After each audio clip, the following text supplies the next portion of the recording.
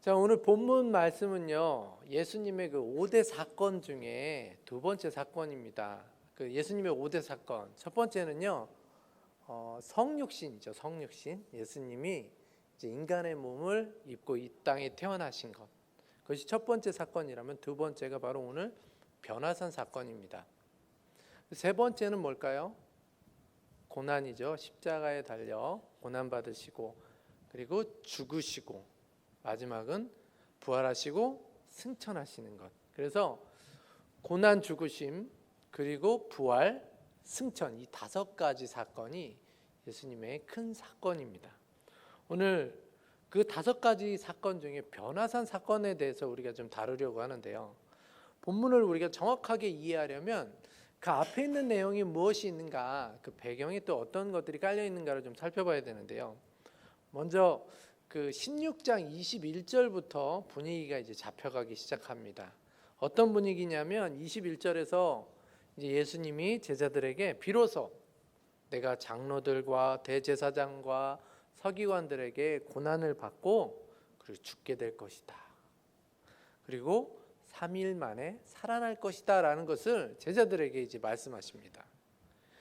이 말을 들은 베드로가 성경 말씀 그대로 보면 항변했다고 얘기해요. 아니 주님, 그럴 수 있습니까? 라고 이제 항변한 거죠. 그러면서 주여 그리 마옵소서, 이 일이 결코 주께 미치지 아니하리이다. 말리면서 얘기한 거예요. 주님, 어떻게 그런 일이 있을 수가 있어요? 그러면서 따지듯이 얘기하는 겁니다. 그러자 그 말을 들은 예수님이 베드로에게 꾸짖듯이, 지금 꾸짖는 상황이 된 거예요. 그러면서 뭐라고 얘기하시냐면, 사탄아 내 뒤로 물러가라. 너는 나를 넘어지게 하는 자로다.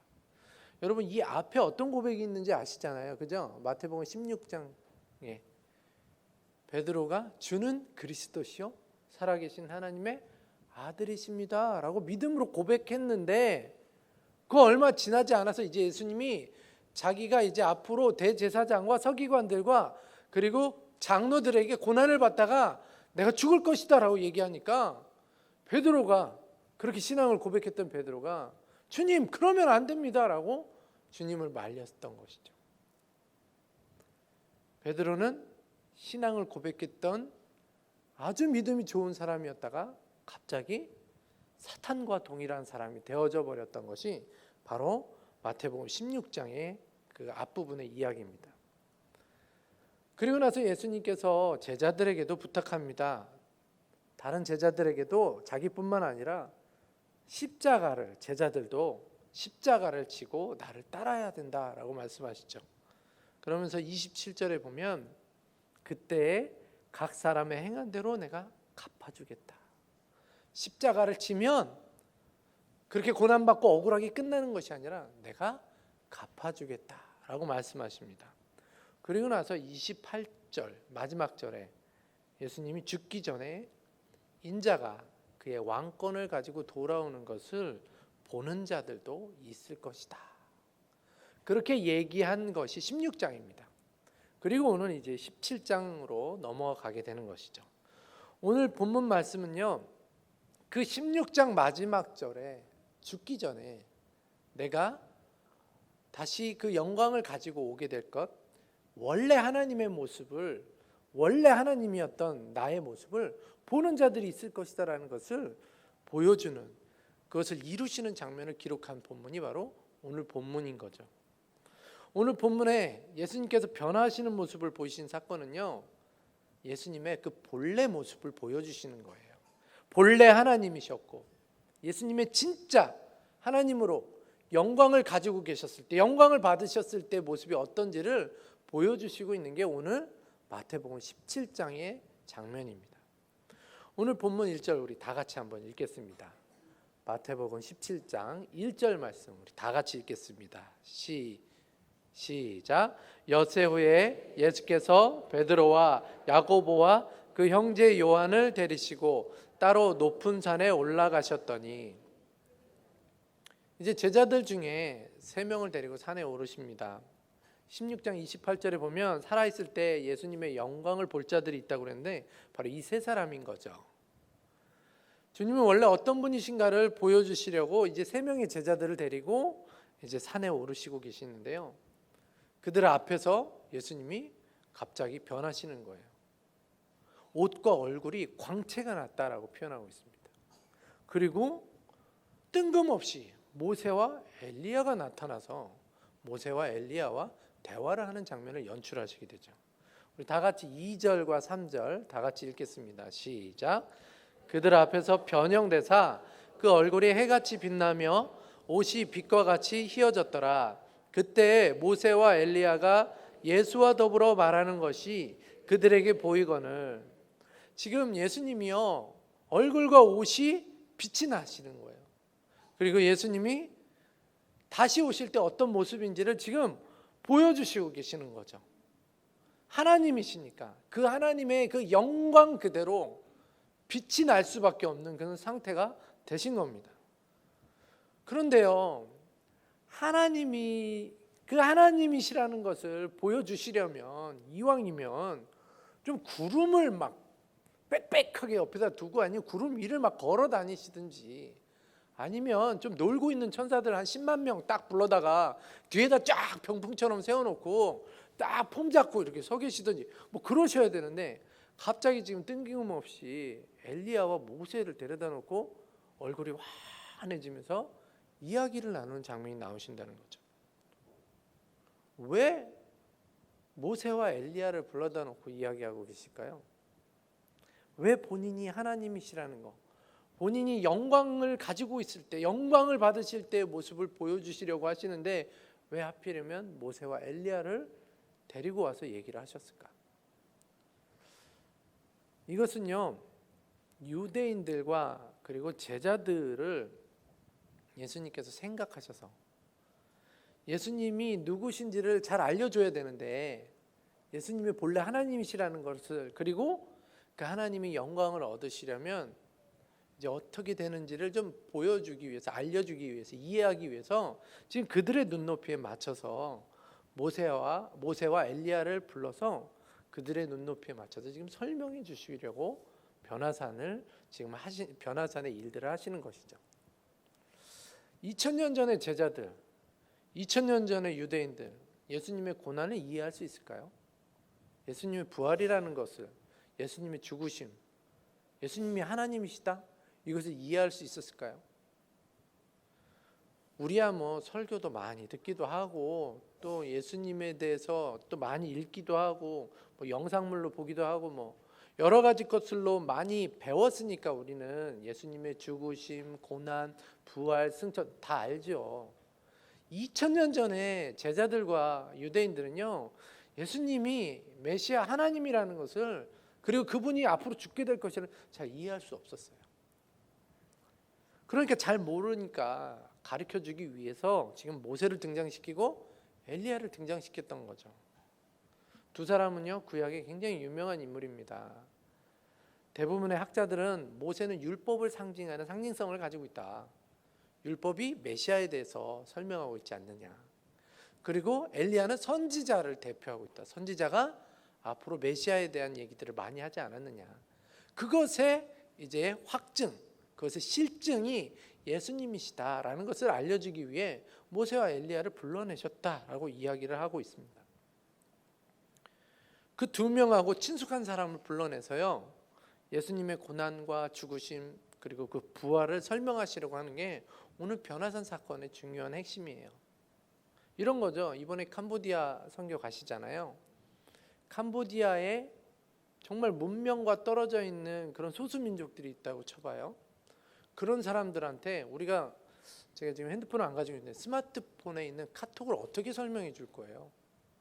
그들의 입장에서 설명을 해줘야 되잖아요. 그러면 이제 샘플이 필요한 거예요. 그 사람들이 쓰는 편지라든지 뭐 그 사람들이 하고 있는 그런 통신하는 것들을 보여주면서 이게 그거다라는 것을 알려줘야 되는 거죠.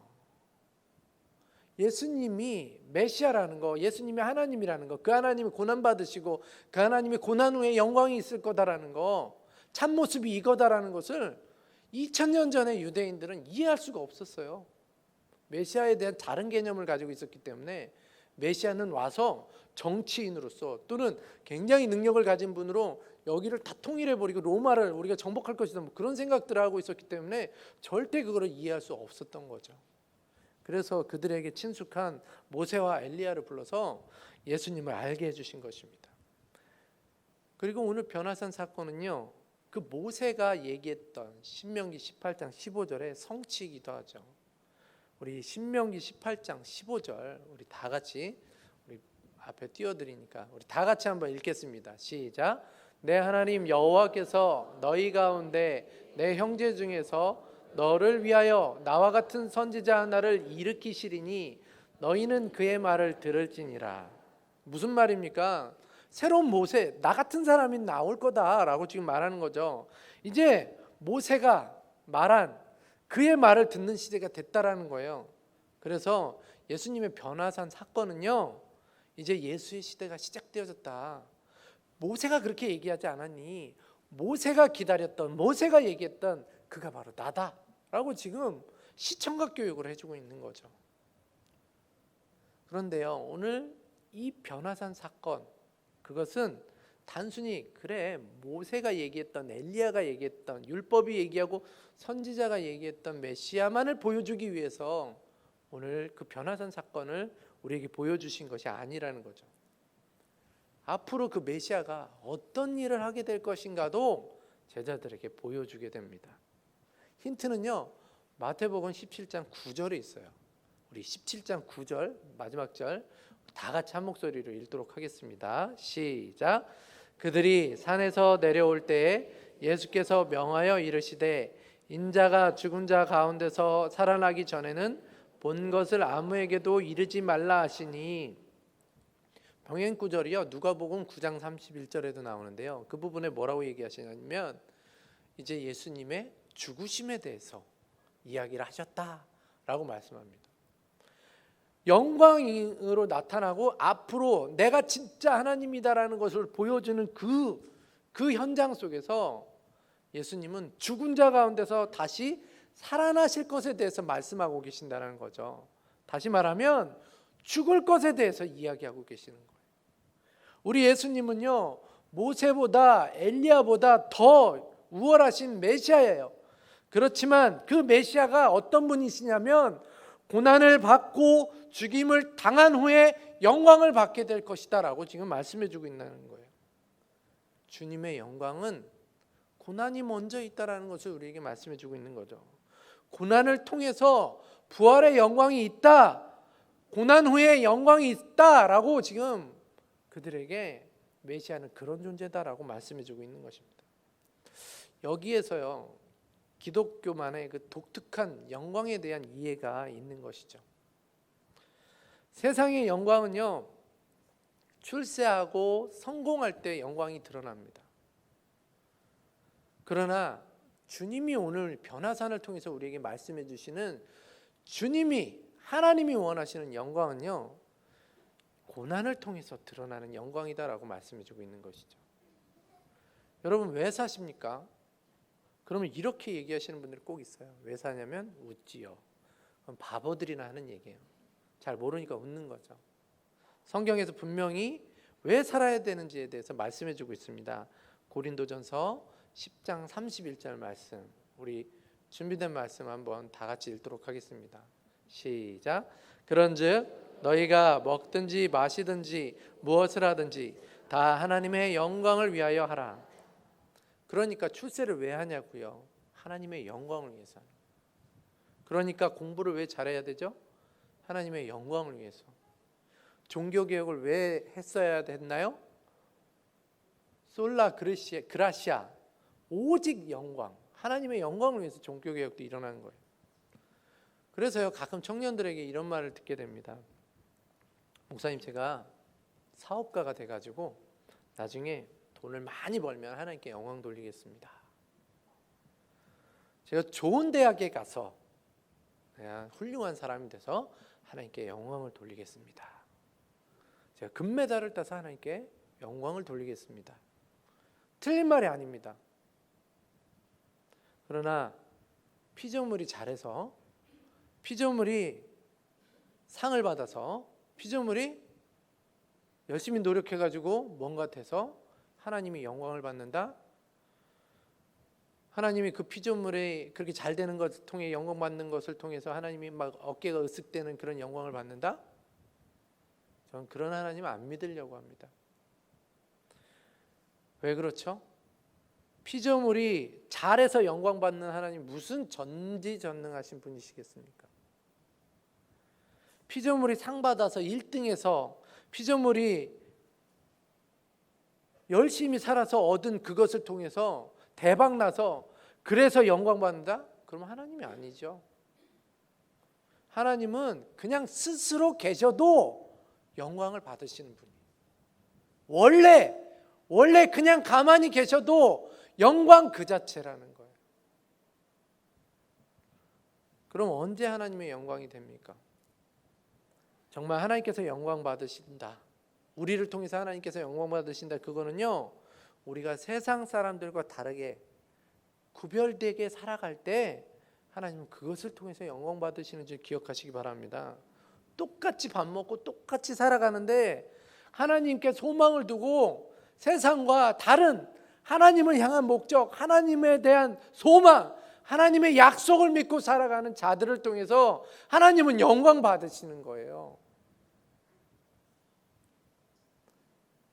하나님께 소망을 두고 하나님의 약속을 의지해서 십자가를 지기도 하고 다른 사람에게 좀 양보를 해서 좀 손해도 보기도 하고 이웃에게 자기의 물질을 나누기도 하고 그리고 심지어는 나라를 위해서 하나님 때문에 희생도 하고 헌신도 하면 그때 비로소 하나님의 영광이 나타나고 영광을 받으시게 되는 거죠. 우리가 1등해서 세상에서 성공해서 하나님 영광 받으실 것 같으면 그분은 전능자가 아니죠.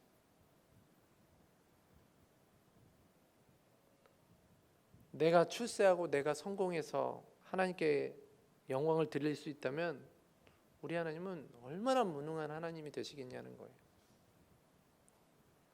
내가 손해보고 내가 희생해서 하나님의 약속 때문에 하나님의 사랑 때문에 하나님이 지금 나와 함께 하시는 것을 믿기 때문에 세상 사람들과 다르게 살아갈 때 비로소 우리 하나님이 영광 받으시고 만족해 하시는 거예요. 그래서요 기독교의 영광은 고난을 통해서 드러나는 것입니다.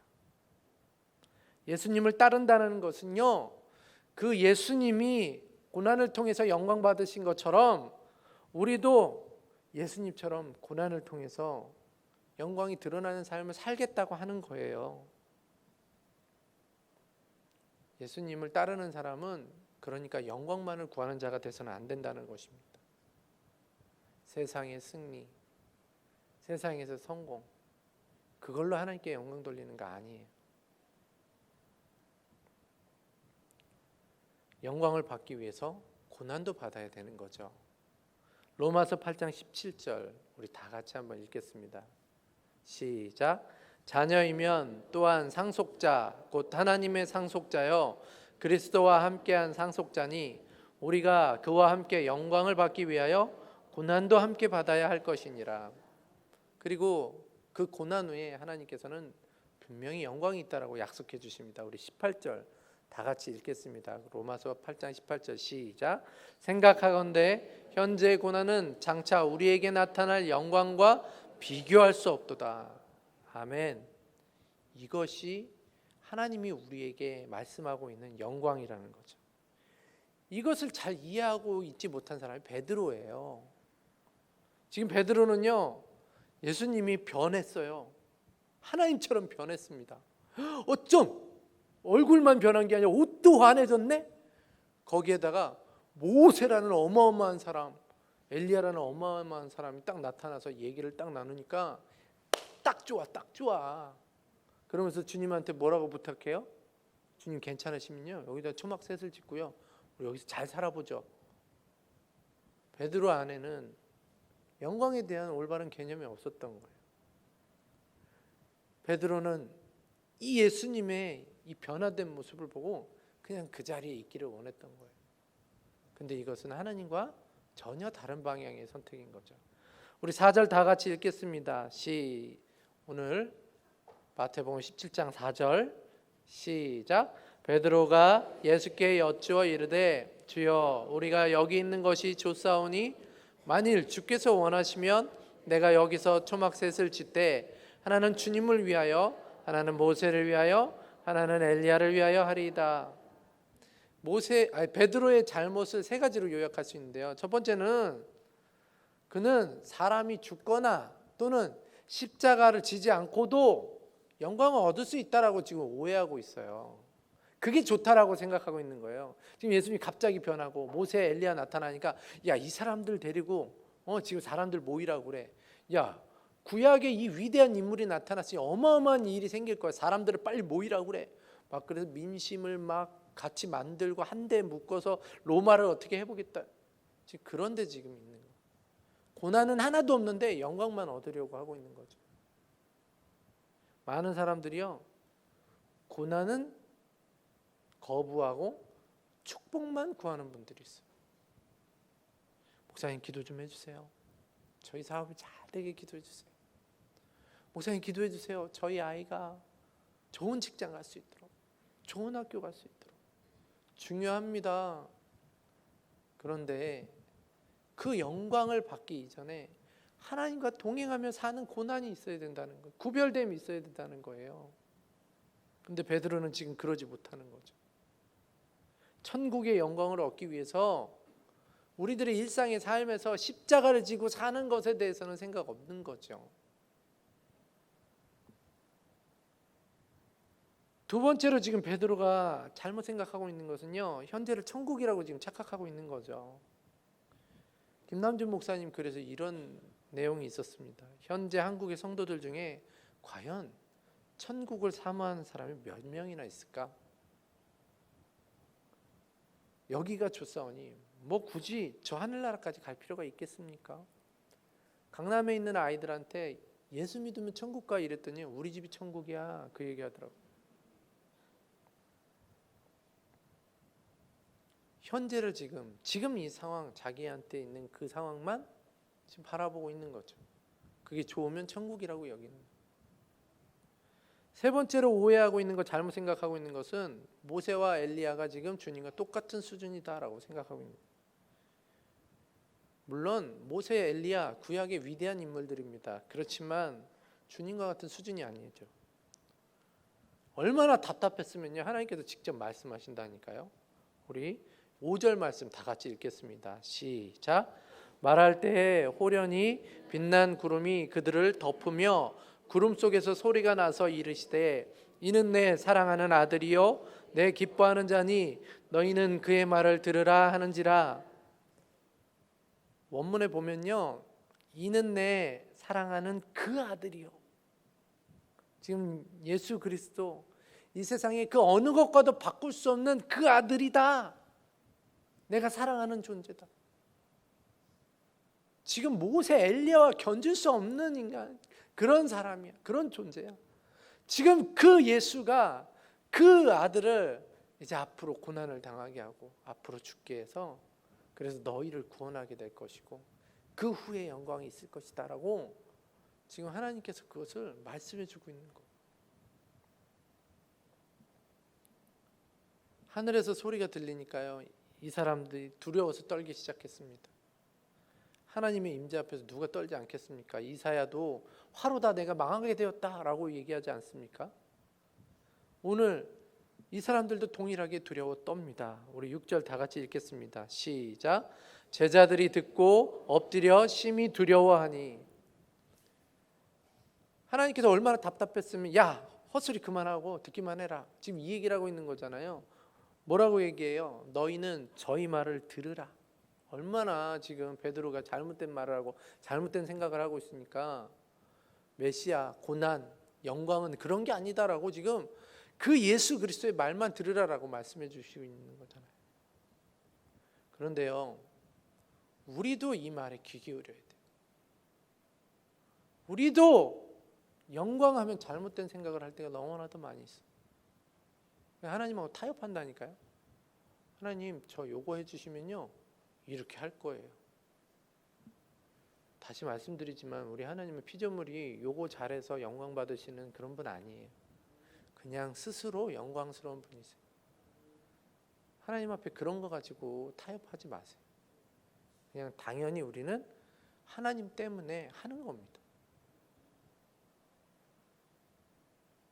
그런데요, 그러면 그냥 우리가 예수님의 고난, 그 십자가, 그거를 우리도 같이 져야지. 그러면 아이고 정말 힘들고 어렵겠네.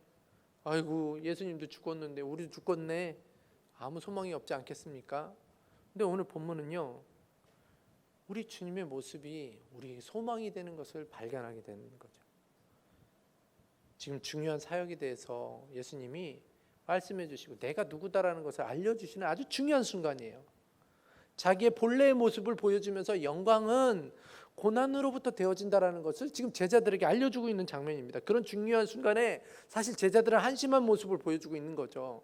초막 셋을 짓때 여기다가 어떻게 좀 져서 이 순간은 좀 잘 살아보자고요.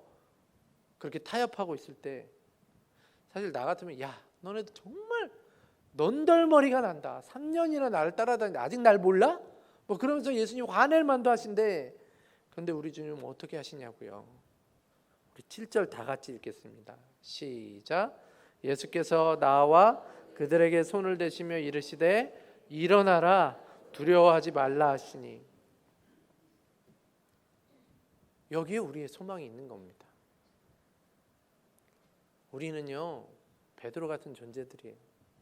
주님 요것만 해주시면 우리 이렇게 할게요 라고 정말 어린아이 같이 하나님 앞에 딜하는, 하나님 앞에 타협하는 그런 사람들이에요.